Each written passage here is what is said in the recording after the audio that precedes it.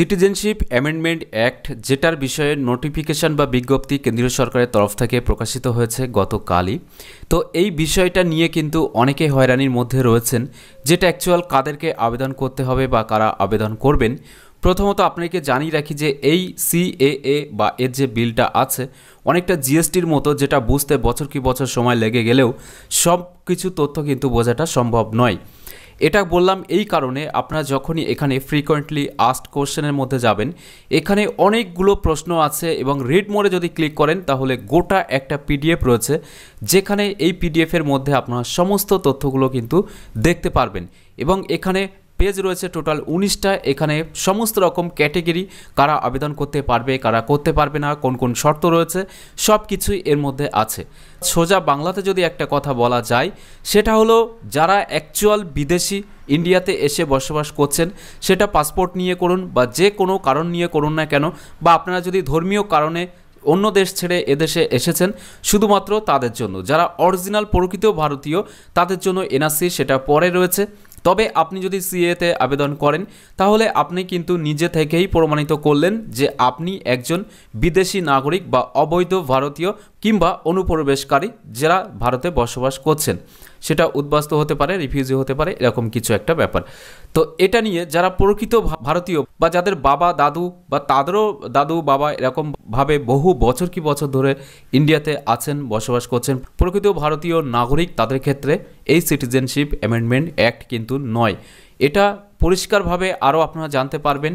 এটা official website যেটা আছে indiancitizenship.online.nic.in, এই ওয়েবসাইটে আসার পরে দেখতে পারবেন what is the process of application under citizenship amendment act 2019। এখানে সিএএ এর মানে কি সেটা কিন্তু পরিষ্কারভাবে বলে দেওয়া হয়েছে। এবং এখানে এলিজিবল অর্থাৎ কারা এটার জন্য আবেদন করার যোগ্য, এখানে যদি আপনি ক্লিক করেন তাহলে কিন্তু পরিষ্কার বলা আছে যারা হিন্দু, শিখ বা বৌদ্ধ কিংবা জৈন বা পার্সি যারা রয়েছেন, কিংবা খ্রিস্টান কমিউনিটি যারা আছেন, যারা আফগানিস্তান, বাংলাদেশ বা পাকিস্তান এই সমস্ত দেশ থেকে এসেছেন, এখানে কিন্তু যে শর্ত দেওয়া হয়েছে 31/12/2014 আগে যারা এসেছেন তারা আবেদন করতে পারবেন। এখানে দ্বিতীয় স্টেপ যেটা বলা হয়েছে সেটা যদি ট্রান্সলেট করা হয় তাহলে দাঁড়াচ্ছে পাসপোর্ট ভারতে প্রবেশ আইন 1920 ধারা 3(2)(c)র অধীনে বা বিদেশি আইন 1946 বা এর অধীনে প্রণীত কোনো নিয়ম বা আদেশের বিধানের প্রয়োগ থেকে তাকে অব্যাহতি দেওয়া হয়েছে। এবার আসি 6(b) এর অধীনে নাগরিকত্বের আবেদন জমা দেওয়ার পদ্ধতি কি আছে।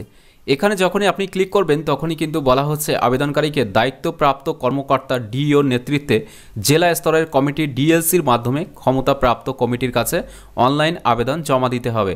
এর উদ্দেশ্য আবেদনকারীকে এই যে ওয়েবসাইটটি আছে যেটা অনস্ক্রিন আপনারা দেখতেই পাচ্ছেন, এই ওয়েবসাইট থেকে আবেদন করা যাবে। এছাড়াও এখানে বলা হয়েছে যে আবেদনকারীকে তার যোগ্যতা অনুযায়ী ফর্মের জন্য অনুরোধ করবে, যার নিচে নির্দেশিত হয়েছে, অর্থাৎ কোন আবেদনকারীকে কোন ফর্মের মাধ্যমে অ্যাপ্লিকেশন করতে হবে, এখানে তার ক্যাটাগরি কিন্তু দেয়া আছে।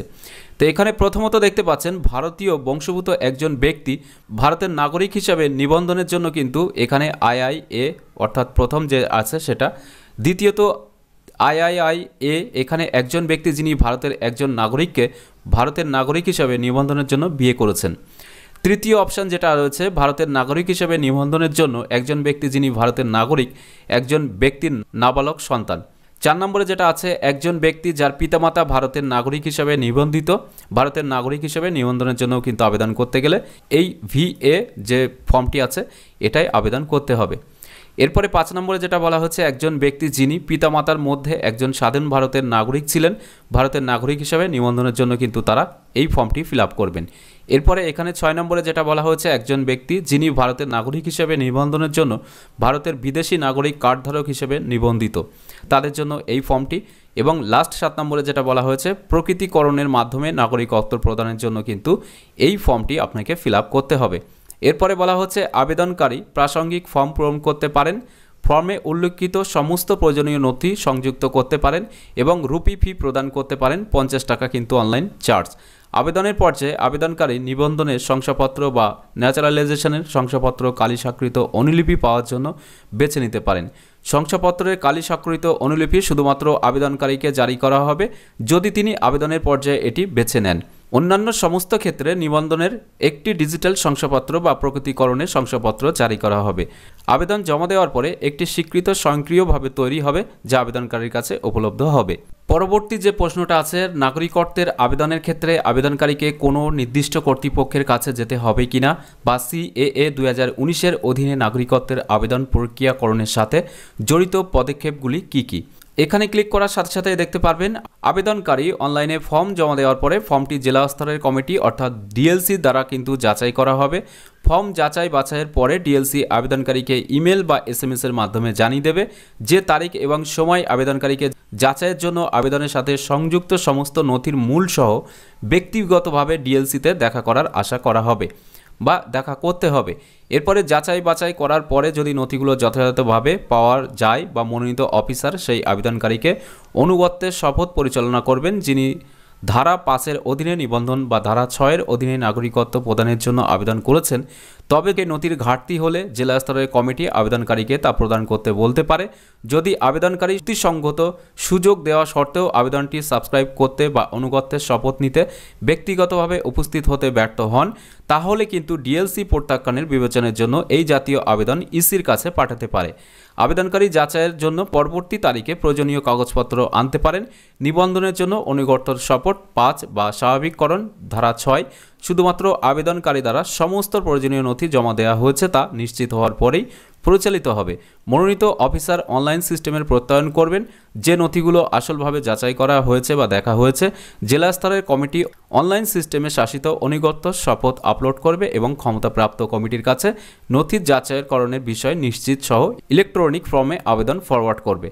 ক্ষমতাপ্রাপ্ত কমিটি আবেদনটি যাচাই বাছাই করবে এবং প্রয়োজনীয় বিবেচনা করে নিরাপত্তা সংস্থার রিপোর্ট ভিত্তিতে সন্তুষ্ট হওয়ার পরে ক্ষমতাপ্রাপ্ত কমিটির ভারতীয় নাগরিকত্বের আবেদনটি অনুমোদন বা প্রত্যাখ্যান করতে পারে।